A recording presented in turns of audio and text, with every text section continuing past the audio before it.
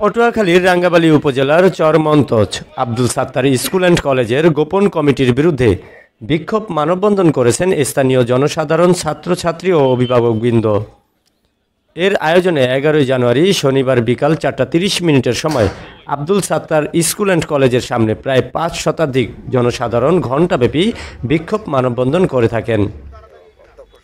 এ সময় বক্তারা বলেন, বর্তমান আব্দুল সাত্তার স্কুল অ্যান্ড কলেজের অধ্যক্ষ মোহাম্মদ রুহুল আমিন তার নিজের স্বার্থ হাসিলের উদ্দেশ্যে গোপনে একটি অ্যাডহক কমিটি বাস্তবায়ন করেন, যার ফলে স্থানীয় ছাত্রছাত্রী, অভিভাবক ও জনসাধারণের মাঝে চরম উত্তেজনা দেখা যায়।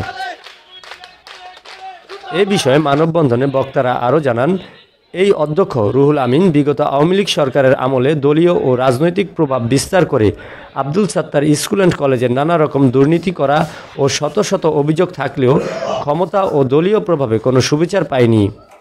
এই উপকূলীয় এলাকার অভিভাবক, ছাত্রছাত্রী ও শিক্ষাপ্রেমী জনসাধারণগণ।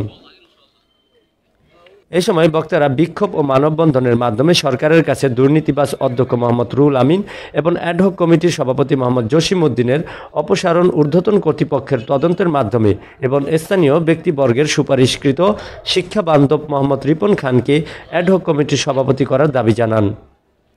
বিক্ষোভ মিছিলটি চরমন্তজ বাজার হয়ে আব্দুল সাত্তার স্কুল অ্যান্ড কলেজের সামনে এসে শেষ হয়।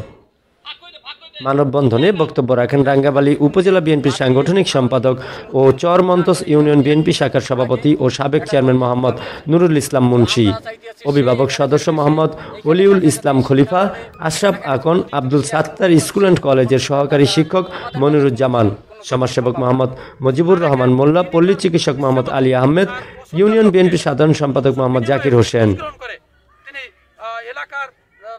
সবাই মিলে যে কমিটি এখানে আমরা তার সুপারিশ করেছি, সেই কমিটিকে বাদ দিয়ে তিনি তার পছন্দের কমিটিকে এখানে তিনি গতকালকে তিনি প্রকাশ করেছেন।